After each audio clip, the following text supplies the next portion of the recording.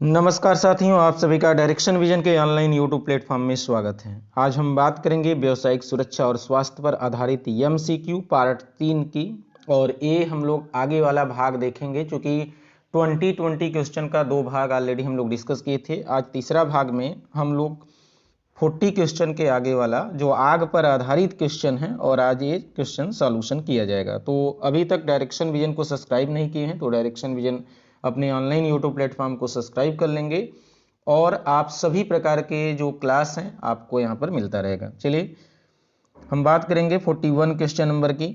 तो लिखा है, आग लगने पर निम्न में से क्या नहीं करना चाहिए? शोर मचाकर सबको सूचना देना चाहिए, तुरंत आग बुझाने की कोशिश करनी चाहिए, उच्च अधिकारियों को सूचित करनी चाहिए, आग लगे स्थान से भाग जाना चाहिए। तो इसमें कह रहा है कि क्या नहीं करना चाहिए, क्या नहीं कर। जैसे कहीं आग लग गया कंपनी में, तो जिस स्थान पर आग लगा है आपको क्या नहीं करना चाहिए? क्या आपको शोर मचाकर सबको सूचना देनी चाहिए या नहीं देनी चाहिए? देखिए, आग लगता है तो सभी को शोर मचा देना चाहिए ताकि और लोग को पता चल जाए, यानी ये सही है। तुरंत आग बुझाने की कोशिश करनी चाहिए। यदि आपको लगता है कि आग बुझा सकते हैं तो तुरंत उसको बुझाने का प्रयास करेंगे, और यदि उच्च अधिकारियों को सूचना प्रदान कर देना चाहिए ताकि और भी आपको सुरक्षा सेफ्टी अरेंजमेंट अवेलेबल हो सके। आग लगे स्थान से भाग जाना चाहिए, मतलब आग लग गया तो आप भाग जाओ, उसके बाद किसी को सूचना ना दो, ये गलत इंपैक्ट है। इसलिए क्या नहीं करना चाहिए? आंसर यदि हम लोग इसको देखें तो ऑप्शन डी सही होगा, क्योंकि यहाँ पर नहीं है। यदि क्या क्या करना चाहिए रहता है तो ऊपर वाला ये तीनों कार्य आपको करना होगा। ओके, हम लोग 41 का डी आंसर सही किया। आगे चलते हैं 42 की तरफ।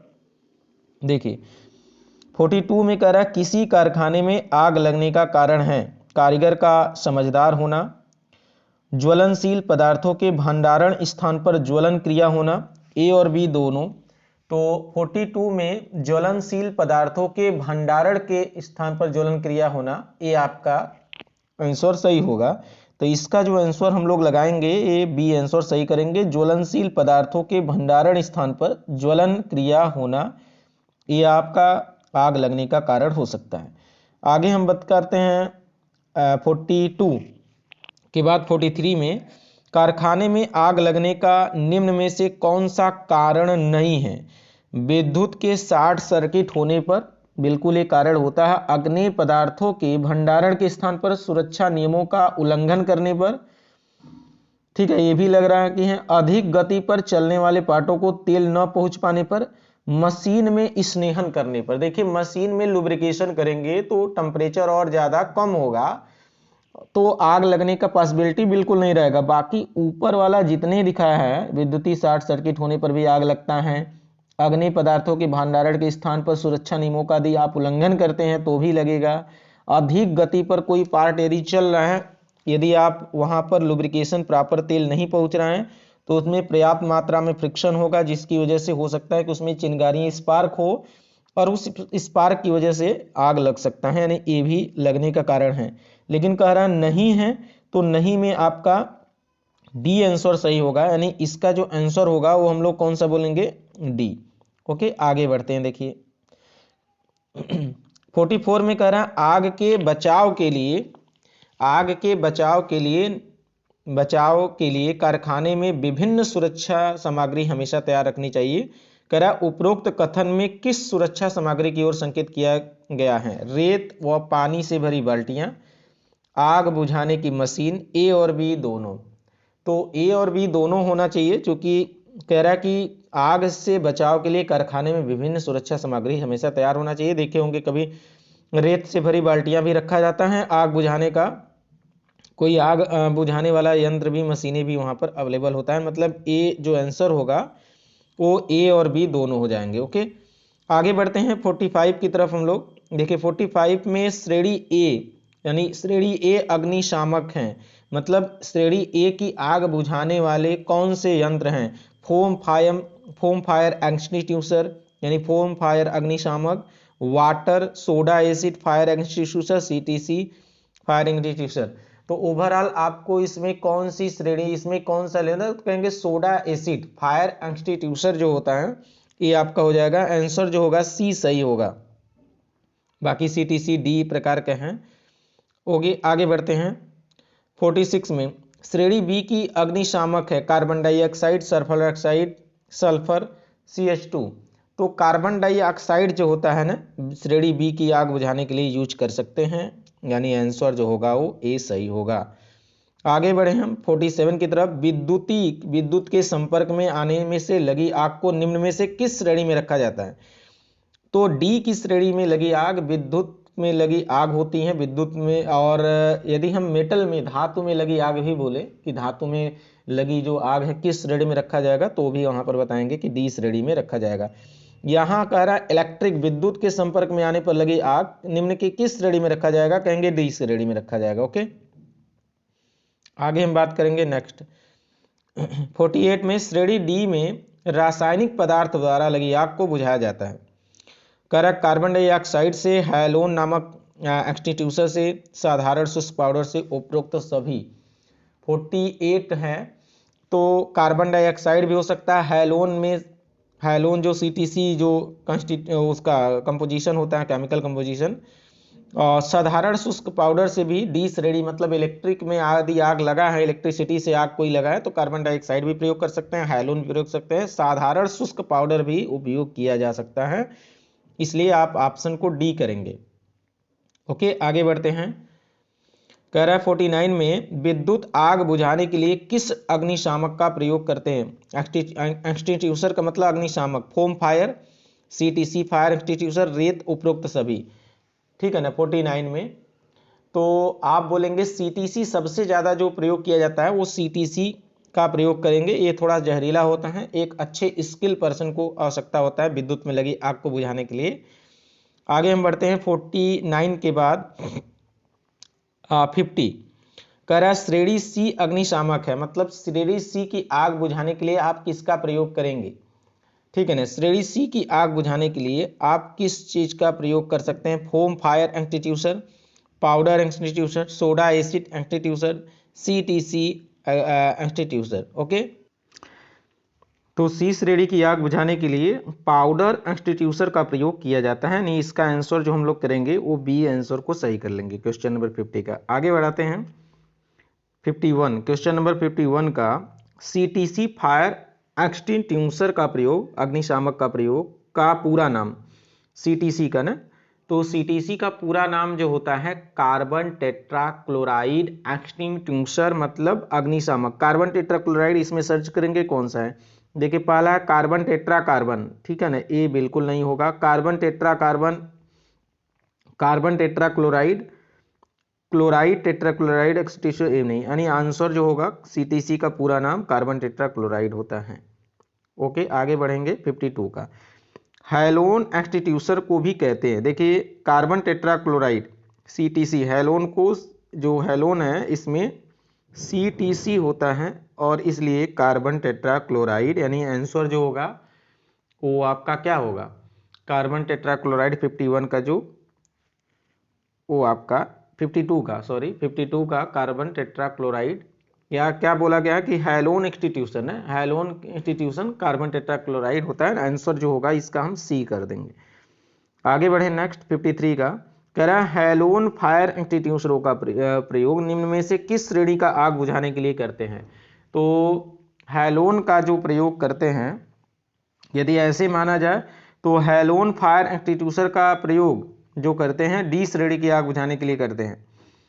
डी श्रेणी की आग बुझाने के लिए हैलोन एक्सटीट्यूसर का प्रयोग करते हैं, लेकिन श्रेणी ए और बी दोनों दिया है, मतलब यदि हैलोन का प्रयोग यदि ए श्रेणी वाले में भी करेंगे तो भी वो बुझ जाएगा। क्योंकि यहाँ पर ये दोनों दे दिया है तो हैलोन चूंकि कॉस्टली है, हालांकि करेंगे नहीं, ए श्रेणी की आग बुझाने के लिए हम लकड़ी वगैरह में हैलोन का प्रयोग नहीं करते हैं, बट बुझ जाएगा इस श्रेणी की आग बुझाने के लिए, इसमें कोई दिक्कतें नहीं आएगी, और इसलिए यहाँ पर ए और बी आंसर हम सही कर दे रहे हैं। बाकी वैसे यदि नहीं रहता तो डी श्रेणी की आग बुझाने के लिए हैलोन का प्रयोग करते हैं। ओके, आगे बढ़ते हैं नेक्स्ट। निम्न में से किस फायर एक्सटीट्यूसर के रसायन विद्युत के कुचालक होते हैं? इलेक्ट्रिक के कुचालक होते हैं, कौन से? तो कुचालक, इलेक्ट्रिक के कुचालक जो होता है foam fire, soda acid, powder extinguisher, तो इसमें CTC जो होता है ना विद्युत के कुचालक होता है, तो इलेक्ट्रिक को आग बुझाने के लिए CTC फायर एक्सटीट्यूसर का प्रयोग करते हैं। आगे बढ़ें, नेक्स्ट देखिए। ओके 55 कह रहा है कि फोम फायर एक्सटिंग्विशरों का प्रयोग निम्न में से किस प्रकार की आग बुझाने के लिए किया जाता है। फोम फायर, तो फोम फायर एक्सटिंग्विशर का प्रयोग जो है आयली आग, आयली का मतलब तेली आग, विद्युतीय आग, कार्बोनियस फायर तो लकड़ी की आग, जैसे ये हमारा कार्बोनियस फायर यानी कि ए श्रेणी का हो गया, ठीक है ना। इलेक्ट्रिक ये आपका डी श्रेणी का हो गया, और ए वाला जो आपका तेली है लिक्विड में आपका बी श्रेणी की आग, फोम फायर एक्सटिंग्विशर का प्रयोग, तो ए आपका बी आंसर सही होगा। आगे बढ़ते हैं 56 जले पर क्या बिल्कुल नहीं रखना चाहिए। कड़वे रस वाली होना चाहिए यहाँ पर, कड़वे रस वाली, ठीक है ना।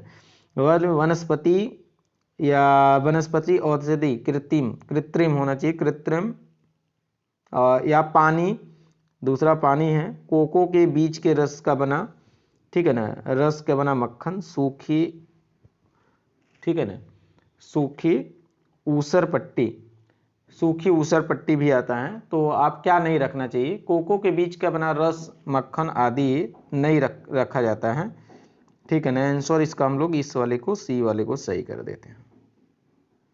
ओके आगे बढ़ते हैं 57 कौन सा अग्निशामक शक्तिपूर्ण विद्युतीय आग के लिए उपयुक्त होता है। हैलोन, भाई हैलोन है। कौन सा अग्निशामक शक्तिपूर्ण विद्युत शक्ति के लिए, हैलोन, तो इसका आंसर हम लोग हैलोन कर देंगे। आगे 58 में आते हैं। हैलोन शामक किसके साथ भरे होते हैं। पानी, तरल पेट्रोलियम के साथ, केरोसिन, कार्बन टेट्राक्लोराइड। हमने बताया था कंपोजिशन जो इसका है कार्बन टेट्राक्लोराइड, तो आंसर क्या हो जाएगा, कार्बन टेट्राक्लोराइड हो जाएगा। ओके आगे बढ़ते हैं, नेक्स्ट कह रहा है कि 59 में विद्युतीय उपकरण की अग्नि को किस श्रेणी की शामिल किया जाता है। भाई डी श्रेणी में शामिल किया जाता है। कौन सी श्रेणी में, डी, इलेक्ट्रिक को डी श्रेणी में शामिल किया जाता है। आग लगने पर हमें क्या नहीं करना चाहिए, ठीक है ना। देखिए बहुत ही महत्वपूर्ण है, आग लगने पर हमें क्या नहीं करना चाहिए, सभी को जानना आवश्यक होता है। तुरंत फायर ब्रिगेड को सूचित करें, ऑक्सीजन का प्रवाह रोक दे, उपयुक्त अग्निशामक का प्रयोग करें, आग लगने का कारण का पता न लगाएं। मतलब यदि आग लग रहा है, ठीक है ना, तो क्या नहीं करना चाहिए, आग लगने के कारण का पता न लगाएं।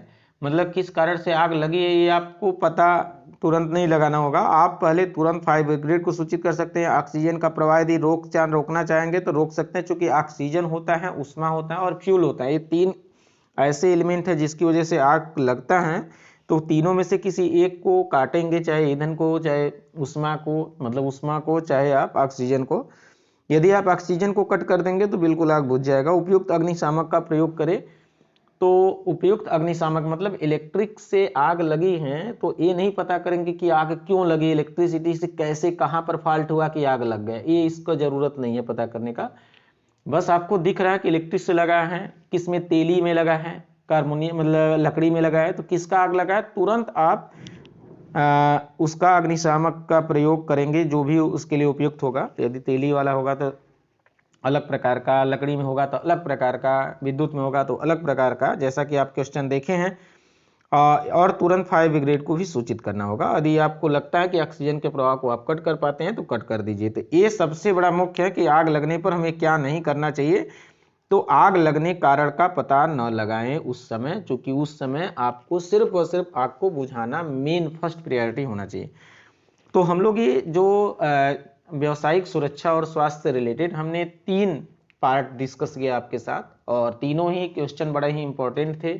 ये एएलपी में भी क्वेश्चन इसमें बहुत सारे पूछे जाते हैं, और साथ में यदि आप आईटीआई कर रहे हैं, चाहे किसी भी ब्रांच से, चाहे फिटर हो, टर्नर हो, मशीनिस्ट हो, वेल्डर हो, इलेक्ट्रिशियन हो, ठीक है ना, कोई भी हो, तो सेफ्टी का एक आपका पार्ट होता है। और वो भी सेमेस्टर एग्जामिनेशन में, अर्ली के एग्जामिनेशन में ऐसे क्वेश्चन आते हैं। यदि आप सेमेस्टर एग्जामिनेशन देने वाले हैं तो ये तीनों भाग आपके लिए इंपॉर्टेंट है। यदि आप एएलपी का एग्जाम देने वाले हैं तो भी आपका इस इंपॉर्टेंट है। तो आप इस तीनों भाग को रिवाइज करेंगे। आगे भी हम लोग का क्लासेस कंटिन्यूस अपने आपके डायरेक्शन विजन पर चलता रहेगा।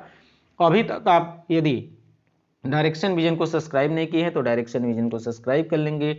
और भी यदि आपके मन में कोई डाउट वगैरह हो तो आप कमेंट बॉक्स में जाएंगे, कमेंट करेंगे, लिखा है for more please subscribe direction vision YouTube platform. और भी जानकारी के लिए डायरेक्शन विजन को सब्सक्राइब करेंगे, आपकी पूरी सहायता होती रहेगी। आज के लिए बस इतना ही। आप सभी का बहुत बहुत धन्यवाद।